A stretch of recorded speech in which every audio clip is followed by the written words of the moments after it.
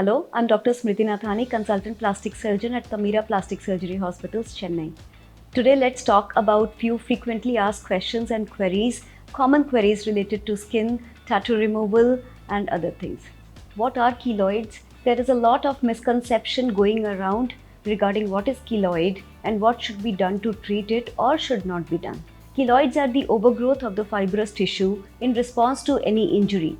Now, the injury can be burns like insect bite, piercing, or even a small things like acne.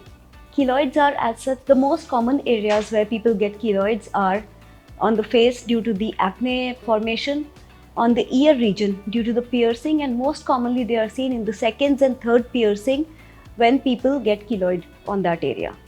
Second most common area is the chest part.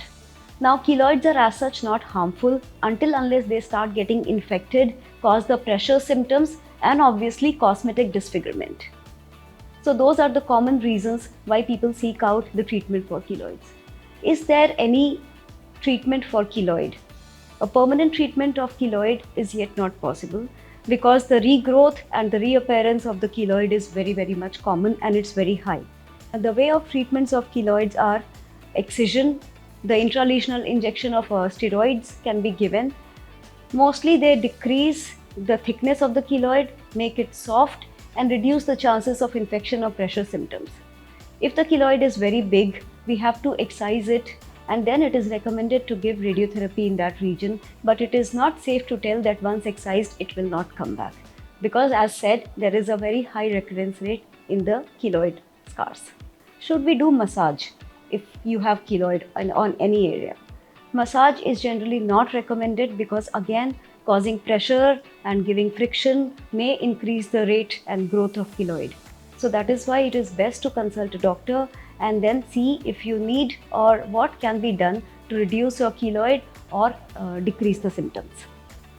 Are keloids harmful for your body? Keloid as such, if small, does not cause any harm unless until they grow big or they get infected, itching, they cause itching or pressure symptoms over a particular area. In that case, they need to be treated. The other very common question is, can we do a tattoo design over the keloid because it looks not aesthetic or cosmetic? See, the very reason of developing a keloid is a response to any injury, and that injury can be very small as a ear piercing or even an acne scar. So doing a laser tattoo over the keloid is not advisable at all. It will only aggravate the keloid and make it even bigger. Let's have some information on the skin tags. Skin tags are the small bumps arising from the skin, and they are mostly seen on the neck region, over the eyelid region, over the side of the face, on the flexure or creases of the skin wherever, like underarms, where the skin rub against each other and causes friction. They are not harmful, they are just a collection of the skin which has developed due to the friction. Also, there are trigger factors which give rise to the formation of sudden skin tags. Mostly they are seen in the middle-aged people. Other factors which can start trigger the skin tags are the lipid disorders, diabetes, thyroid problems, pregnancy, PCOD symptoms, or even the hormonal balance. Now, is it necessary to remove a skin tag? It is as such not necessary to remove it, but it causes a lot of displeasement when the people see that they have skin tags hanging around in the neck or in the face. So for the cosmetic reasons, they are advised to be removed. They also cause sometimes pain when they are pulled while wearing the dresses or while the jewelry which rubs against them. So in that cases also skin tags need to be removed. How do we remove skin tags? So there are various ways in which the skin tags can be removed. We can cauterize the skin tags if they are very small, and that's a very safe way of removal. It does not leave any scars, no bleeding, and they heal in no time.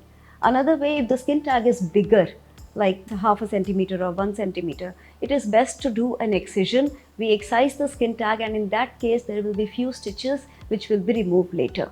But most of the skin tags are small and that can be removed very safe with non-invasive methods. Some people ask, can we tie a dental floss or a thread on the skin tag? So what will happen?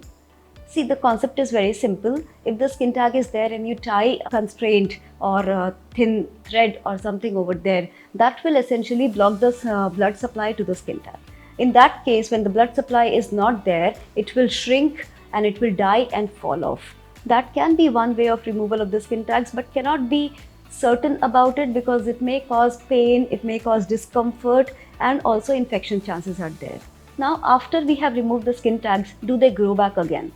No, the skin tags do not grow back once removed, but you have to keep in mind that the factors which are triggering the skin tags, if you have obesity, the folds which are rubbing against each other in the neck, or you are wearing a heavy jewelry which rubs against the skin and that is causing to the bumps formation in the skin, you need to remove that inciting factors. Otherwise, you may develop other skin tags over the same area again and again.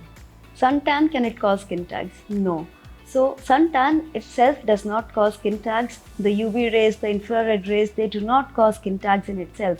But it can damage the skin, it can make the skin thin and more perceptible, more prone to happen the skin tags, because the collagen damage and all will lead to skin tags. So it is obviously advisable to apply a sunscreen and avoid sun exposure too much to maintain your healthy skin.